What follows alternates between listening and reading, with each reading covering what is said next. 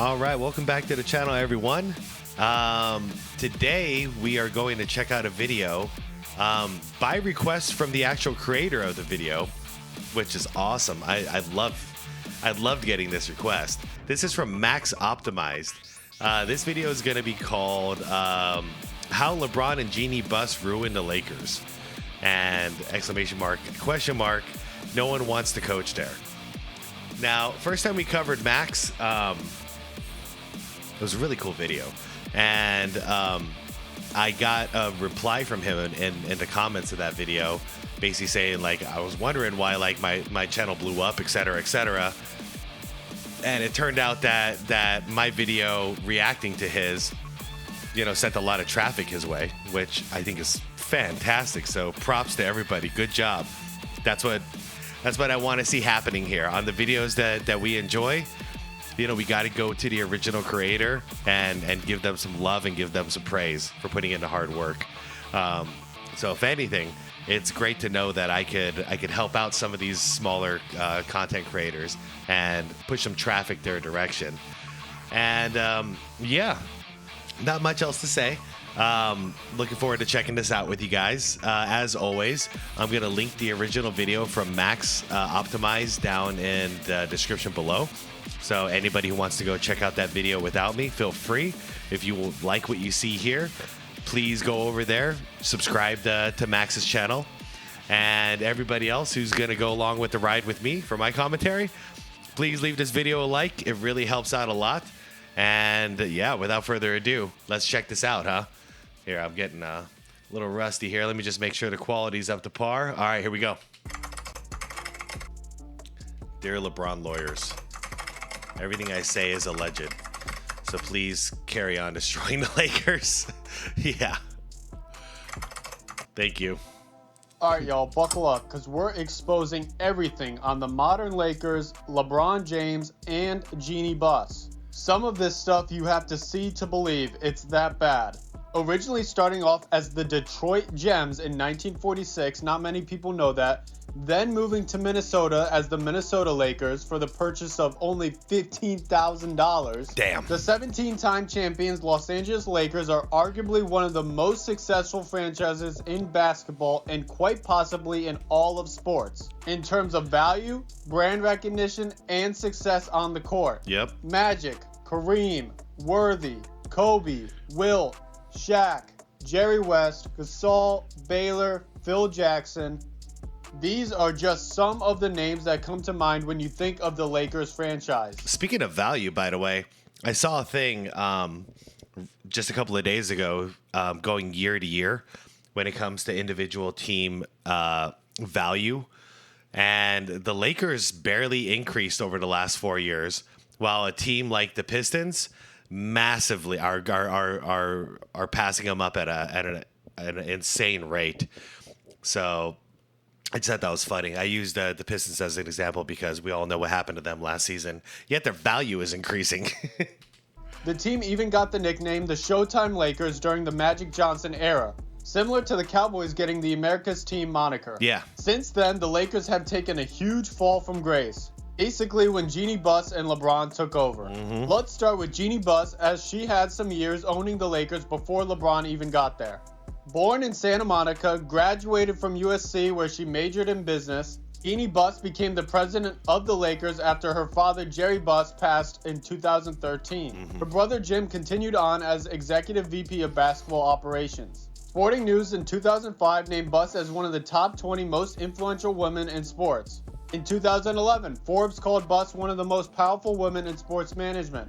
And ESPN even said she is one of the most powerful women in the NBA. Since then, Jeanie Buss was credited with bringing on Magic Johnson as president of basketball operations. Yeah, that started out good.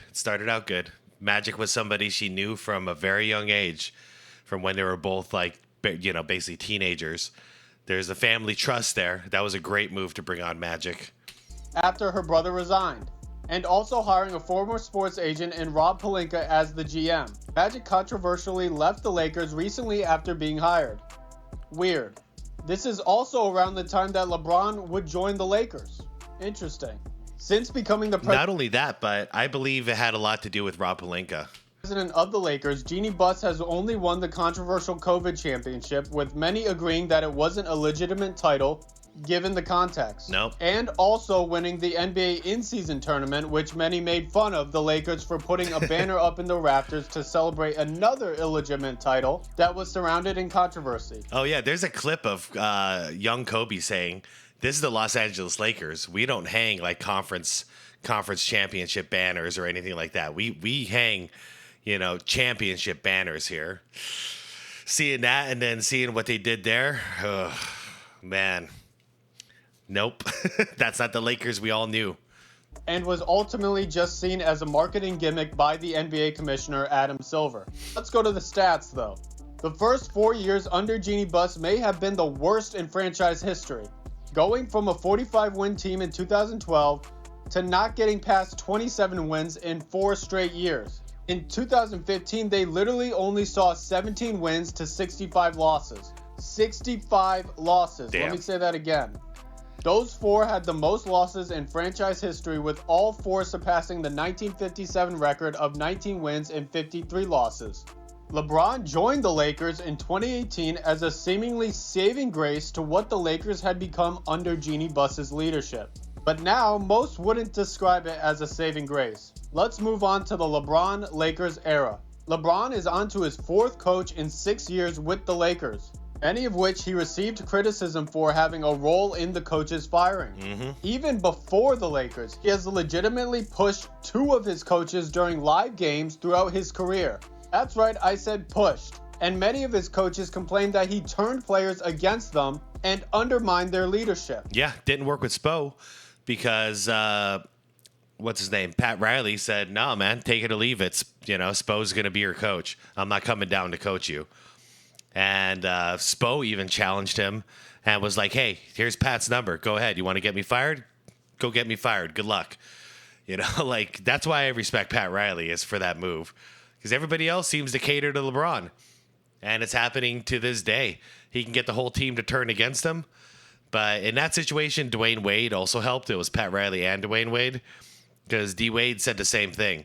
He was like, "Yeah, you don't want Pat to coach us. Trust me, so let's just keep going here."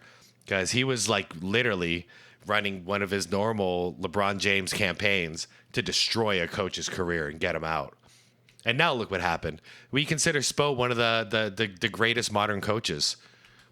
One of his former coaches, Tyronn Lue, and an additional player in Kevin Love, left his championship Cavs team during the season for anxiety and heart issues. Yep. Not directly LeBron's fault. Again, weird considering you rarely ever hear of that, especially on a championship team. Yeah. Where players and coaches should be excited to be there.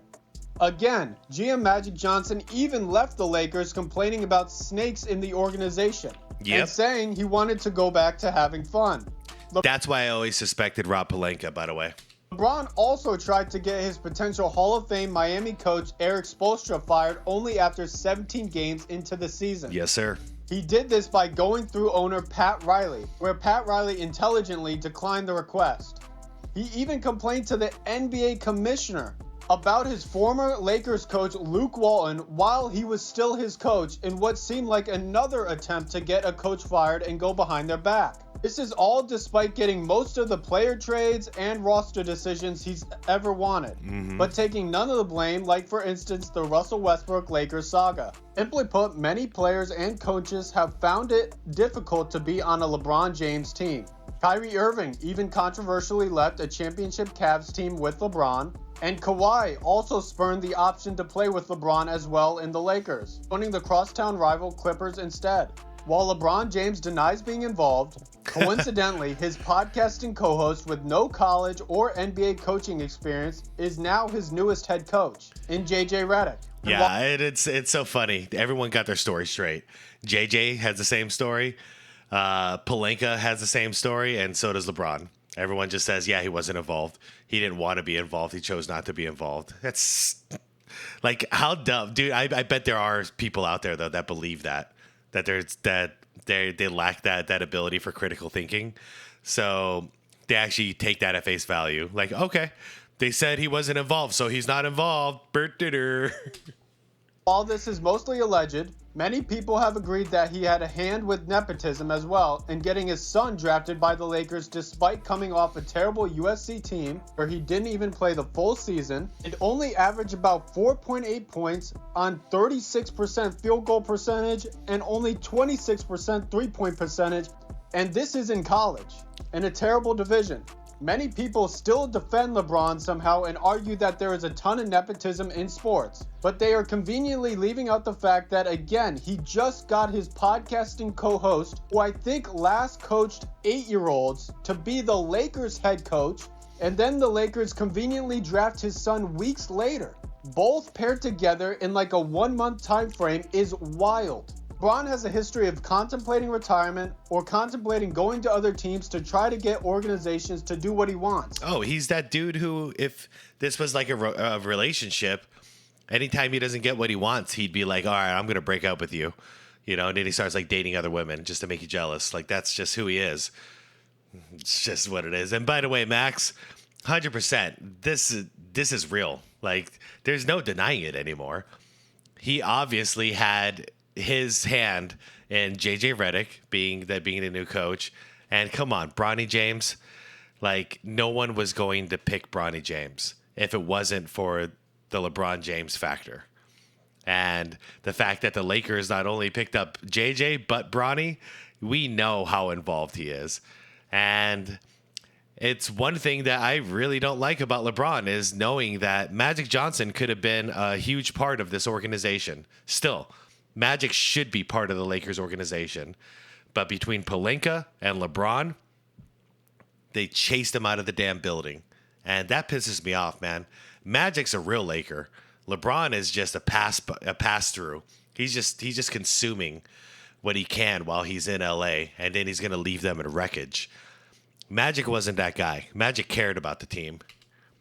His agent Rich Paul even said LeBron may not want to come back to the Lakers right before they hired this podcasting co-host and then drafted his below-average son. Yeah. Right before they did this, LeBron also came out himself and said he wanted to play with his son before he retires, which was seen as an indirect way of telling the league whoever drafts his son gets LeBron. Then the Lakers... Sorry to interrupt, but LeBron changed the narrative right at the end of the last season here. When he was last asked about it, he changed the whole narrative to, I want Bronny to do whatever is best for him, you know, and I don't want to be involved in that and yada yada. But we know the truth. We know the truth. That was just trying to make it okay that, you know, when he does say that he's not involved, maybe some people are going to be that simple enough to believe it. Magically draft his son, who had terrible stats in college, and Rich Paul, LeBron's agent, even called teams during the draft as it was presumed the Lakers would draft him as a way to keep LeBron. Why else would he tell teams not to draft his son Bronny? Most people consider getting drafted earlier better, and you get more money. LeBron. Yeah, this is huge right here.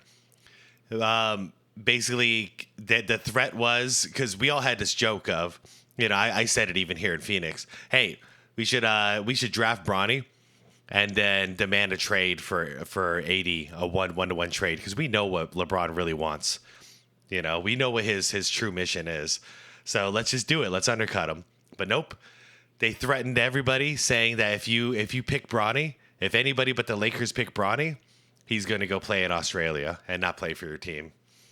Like, like, come on. They can't get more obvious than this. LeBron's agency Clutch Sports else would he tell teams not to draft his son Bronny? Most people consider getting drafted earlier better, and you get more money. LeBron's agency Clutch Sports have signed many media analysts who conveniently and almost laughably stoke the argument that LeBron is the greatest of all time over Michael Jordan.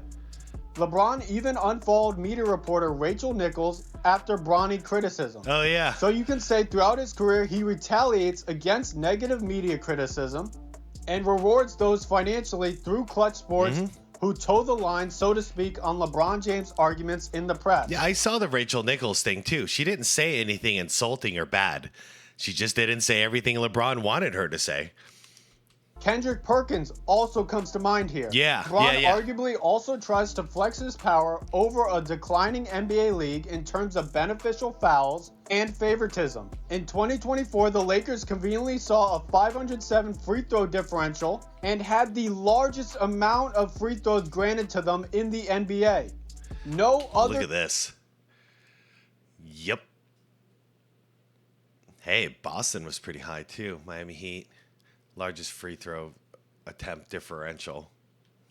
Team had more than 250 free throws, and they were about 500 more than that. And even with that huge advantage, the Lakers, LeBron, and AD still barely made it to the playoffs. Luke Walton may have even ended up having a better record from the 2019 season with no AD and LeBron missing half the season than Darvin Ham did in 2024 with both LeBron and AD relatively healthy and a giant free throw advantage. So you could arguably also say that it's usually not the coach's fault to why LeBron and AD aren't succeeding. No, the players got to go out there and get the job done at the end of the day. You can set them up for success as much as you want. But at the very end of the line there, the players got to go in and get the damn job done. Like Michael Jordan said, the organization plays a role. Absolutely, they play a role. But at the end of the day, the players got to go out there and play and get and win the damn game. Many even claimed that LeBron's Rookie of the Year trophy was gifted to him over Melo, claiming Melo had better stats that year. And I'm going to put out a video on that if I haven't already, so check it out. And other channels like Angry Old Hoops Fan even showcase how many of LeBron's in-game stats are gifted to him, like overinflated assists or garbage time point stacking. As I watched this just the other day, speaking of Angry Old Hoops, Gilbert Arenas, who's a snake, a little weasel, and I don't necessarily trust him, but this was a shock. He was on a live stream. Angry Old Hoops was on there, and this was on the Michael Jordan Fans Are the Best channel. And Gil shows up, and towards the end of it, he says that LeBron's first championship was given to him. And then he goes into detail about it. So I'm with you, Max. I'm with you. I think a lot of stuff. That's why this entitled guy here was pissed off that he didn't get the Defensive Player of the Year award. He felt it should have been given to him. Not earned, but given. So LeBron's stats also come into question, especially this late in the career, where he's also been accused of using PEDs and has the nickname Le Balco from the Balco investigation with the FBI. Le Balco. That's my favorite one, man. Point blank, the Lakers are now easily the biggest laughingstock among NBA insiders, doing moves that former Lakers owner Jeanie Buss would have laughed at. LeBron seems to be the shadow owner, and most decisions probably have to be run by him and Clutch Sports, and Jeanie Buss seems to probably like it that way with the spotlight and pressure now off her. Many fans have even blamed LeBron for declining NBA viewership, with the constant free throw advantages they receive, immense ref whining and bias, playing little to no defense where he's even been pushed by his own teammates to get back on defense, and taking regular season games off for quote-unquote rest days or resting for the playoffs, which only hurts the fans even more who come to see their favorite stars play. Yeah. And this is also one of the greatest proponents to why Jordan and Kobe were better, because they at least tried to play most games, with Kobe famously even playing on a torn Achilles. Many argue that the NBA is rigged and bad entertainment due to these factors and no longer tune into the league. Yeah, let's see. Even go back to Jordan's final year as a Wizard. He's had to start off coming off the bench as he was recovering. But guess what? And he didn't stay on the bench, by the way. But, I mean, he started out, being a six-man and ended up starting towards the end. And not only that, he played all 82 games that year. But I don't see anybody like LeBron or AD, but mainly LeBron here. I don't see him being willing to come off the bench and go in and contribute like 8 to 10 minutes a game. He's there or he's absent. He calls into work, And I don't know, like, what kind of jobs y'all have worked, but there's a difference between somebody saying, hey, man, I'm not feeling well, I can't come in, versus somebody calling in and saying, hey, I'm not doing so good, but I can still help, but I can't give you my normal 100%. You know, that person who calls in with that second reasoning, it's like, okay, come on in. We're going to make this easy on you, but we do need you, you know, so come on in, help out a little bit. But anytime you need a break, you just let me know. That is how you earn respect, not just going, yeah, I ain't working today. And the stats confirm that. While other basketball leagues like college, NCAA, European teams, and even the WNBA have all increased their viewership post-COVID. If you want more on LeBron coaching controversies, I made a separate video showcasing the top 7 most controversial LeBron coaches and how he specifically negatively treated them. Let me know what you think though. Did Jeanie Buss ruin the Lakers? Did LeBron ruin the Lakers? Did LeBron ruin the NBA league as a whole? Do you even still watch the NBA consistently? Remember to like, subscribe, and share to stay max optimized and for more easy to digest sports videos. Love it, Max. Good work. Good work. To answer your questions, I think it was a combination. I think the thing is LeBron will ruin any organization if he's allowed to.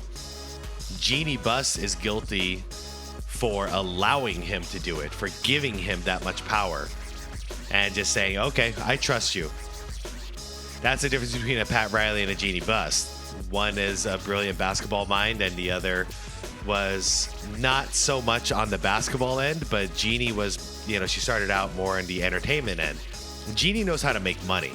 Jeanie is a brilliant businesswoman, but as far as basketball goes, she's not that person. Her dad was pretty good at that, but her dad designated a lot of business decisions to Jeanie because Jeanie knew how to make that money and bring in that revenue. So yeah, I still point my finger at LeBron because when Kobe was still there, she was in good hands. Kobe didn't take advantage of her. Kobe was looking after her and she was looking after Kobe. And I saw a long interview between the two of them after he retired, and there's nothing but love there. They both respected each other. LeBron is just there to take advantage of whatever he possibly can, and then he's going to leave them in wreckage. But anyways, everybody, if you enjoyed this video, please go check out Max Optimized. Cool channel. It's still a smaller channel here with 2.73 subscribers. Yeah, let's pump this video up, huh? Let's do what we do. All right, Max, thanks for reaching out. I appreciate you, man, and I admire your work. Keep moving, and hit me up sometime in the future if you want me to check out one of your videos in the future. I'd love to. And yeah, I'll see you all tonight for the After Dark. All right, peace out, everybody. Peace out, Max. Have a wonderful day.